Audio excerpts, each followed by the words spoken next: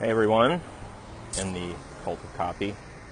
This is your host, the Reverend Dr. Sir Colin D. Terrio. I can't even say my own name today. Reverend Sir Colin D. Terrio, Pontifex Maximus of said Cult of Copy. As you can see behind me here, I'm at the mall. The good old mall. This happens to be Perimeter Mall in the outskirts of Atlanta, Georgia. I'm here because I have a haircut appointment with my boy Thane at Gino's Classic Barbershop. And the mall happens to be nearby, but I thought it was appropriate to shoot here considering what today's topic is. Today's topic is a secret back door most people have that allows savvy persuaders to sort of weasel their way in to being seen as a friend and confidant, even by total strangers. So the trick is, and this might be hard for some people to swallow, but I promise it's true if you stop and think about it.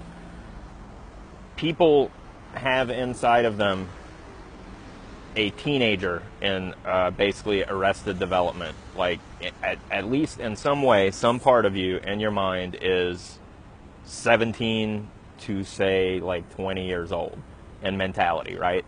What happens at that age for everyone is it's let's say for most people, right? What happens is it's a combination of you feeling and thinking that you're an adult, but you have no responsibilities and you have no obligations to deal with the consequences of choices you've made yet. Your life is a blank slate. So you have all these plans and hopes and dreams about stuff you're going to do now that you're a grown-up and you don't have to go to school and you're not a kid anymore, right? We never let go of that person. All that happens is things happen to us. We make choices. We make decisions. In some ways, we mature, but it's not always going to be, something that overrides that young person, that young, hopeful, naive idiot inside of all of us, right? So what I want you to do now is think of how many products there are that are marketed to this person, this young, mentally immature sort of teenager inside of us, right? Because it's that person in us has no concept of responsibility or how long things take or how much work things take. They're completely not jaded. They're not cynical. They sort of have this really naive views of things, and they want the benefits of being an adult. They want happy outcomes. They want success. They want wealth. They want to get busy.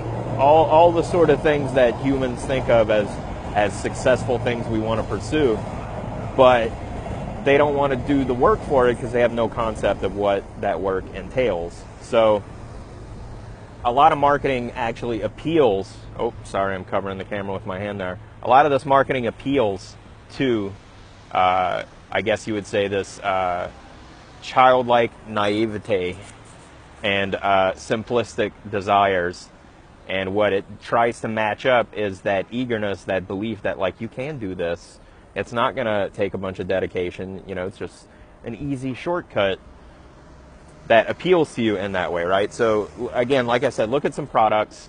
You'll have products that appeal to things that you thought you wanted when you were a teenager, like alcoholic beverages, for example, being marketed as though they make you young and sexy and adventurous.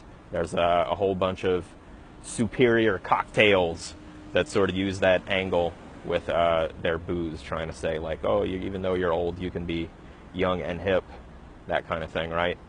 Then you have things that appeal to that sense of hope that you had when you were young, big plans for your life. You can say you have a product that helps people reclaim that, get you back on track, right? Because a lot of people think it's just, burdens and baggage that have weighed upon you, that have stopped you from living this trajectory that you wanted to live in your life. If your product can in some way be said to help them get rid of these things that are holding them back, people have this belief that, like, if it wasn't for that baggage, they would have a natural tendency to rise. That it's not just like they didn't put in the effort to get what they wanted. It's that nah, stuff that's holding me back. Otherwise, I would have just popped right up there and got exactly what I wanted. So, as an experiment, like I said, look at advertisements and try and spot this, that advertisements are speaking to this sort of inner child mentality that people all have deep down. But also, as an active experiment, what's fun to do is try to talk to people and get at that inner child, right? The kid who likes toys and gadgets and fun things and maybe wants to be a little bad every now and then and doesn't have responsibility, can make snap decisions about fun things without needing to get spousal approval or think about what the kids are going to do, or, you know, it's a deep thing, and you can make fast friends with people if you can speak to them on that level. To give one final insight I wanted to share, I meant to share it earlier and I forgot. For people that think that they maybe aren't like this, they don't have some teenager frozen inside of them, think about what the cool music you like comes from. And, you know, if you like pop music, rock music, that is, you know, the main predominant kind, even hip-hop if you're my age, and listen to cool stuff. Predominantly the music you think of as being like the best is frozen from a time when you were a young adult who had very few responsibilities, when that music was the soundtrack of your life, full of hope and joy and unreasonable plans. But that's it. That's our lesson for today. You can use that to tap into people's minds and get them into a hopeful state, a state where they will suspend their disbelief and cynicism by tapping into that 17-year-old or 20-year-old or whatever, sort of high school, college age, when you're like, oh shit, I'm an adult, you can't tell me nothing, I know, I got big plans, you'll see. That person, you can sell a lot of stuff to that person, because that person's trapped inside older people. Anyway, that's it. Hope that was interesting to you. I'm going to go walk around the mall for a bit before it's time for my haircut.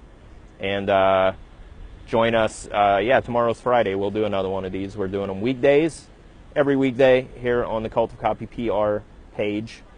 We're calling them Eat Me as a series. Little bite-sized marketing tips and psychological tricks for lunchtime at noon every weekday. See you here again tomorrow. Thanks for joining me. I'm going to get in the air conditioning now because it is hot as balls. Bye. Thanks for coming.